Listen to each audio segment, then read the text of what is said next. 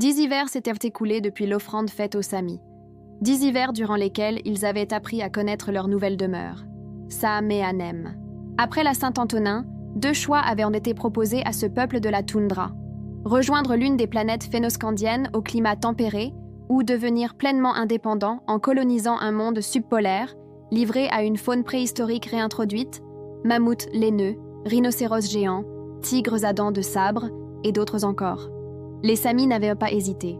Ils y avaient vu l'occasion rare de vivre selon leurs lois, leurs croyances et leurs rapports anciens aux vivants, dans un environnement qu'ils comprenaient et respectaient.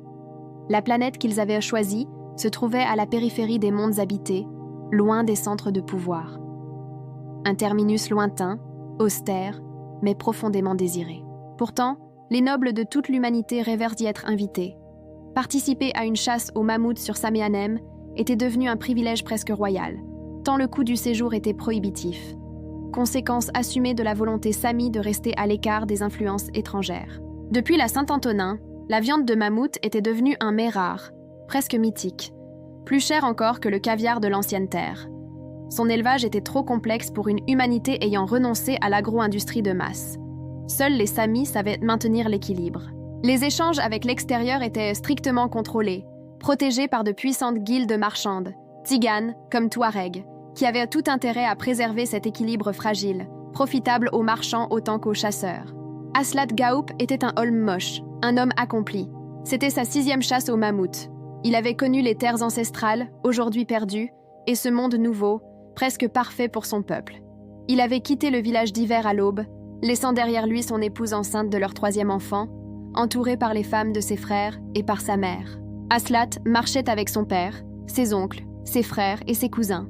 Ils avançaient lentement, leurs raquettes mordant la neige durcie, progressant vers le refuge de chasse du clan.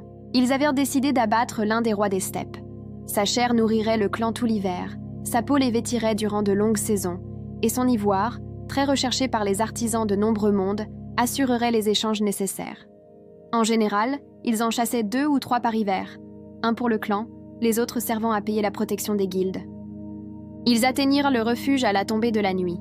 Ils dominaient l'un des grands axes de transhumance, placé sur une hauteur qui permettait d'observer les plaines tout en se protégeant des tempêtes hivernales.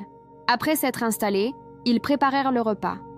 Ils mangèrent, burent une liqueur forte et échangèrent des récits, anciennes sagas de chasse, contes moraux, histoires où les dieux marchaient parmi les hommes et d'autres tirés de la Bible.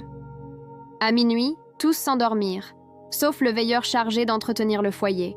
Il serait relevé 1 heure plus tard. Les plus jeunes étaient d'ordinaire désignés pour cette tâche. Cette année-là, Aslat en était dispensé pour la première fois. À l'aube, ils prirent position sur les hauteurs entourant un canyon étroit par lequel les hardes passaient en file serré. La première à apparaître fut une vieille matriarche, à la fourrure aussi blanche que la neige. Les chasseurs y virent un bon présage.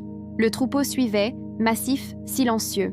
À l'arrière, un individu âgé, blessé à une patte, peinait à avancer. Tous approuvèrent la cible par radio. Le plan était simple, déclencher une avalanche pour l'isoler. Peut-être la neige suffirait-elle à l'achever. Lorsque le mammouth se trouva au cœur du canyon, les charges explosèrent.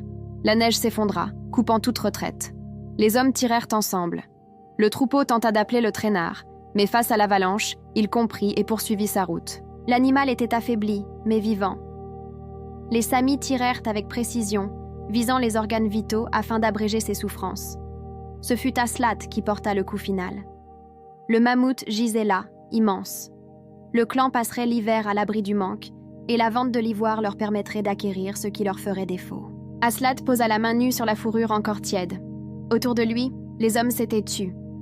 Aucun cri de victoire, aucun sourire, seulement le vent et le souffle court de ceux qui avaient ordonné la mort. Il murmura quelques mots anciens, adressés non à l'animal seul, mais au monde tout entier, à la steppe, à la neige, aux générations passées et à celles qui viendraient.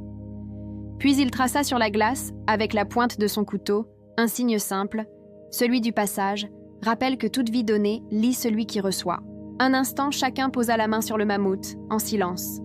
La chasse était achevée. La dette, reconnue. Si cette chasse t'a touché, si tu as marché un instant aux côtés des Samis de Sa-me-anem, alors laisse une trace de ton passage. Un signe, un mot, un partage. Car les histoires, comme les peuples, ne survivent que si elles sont transmises.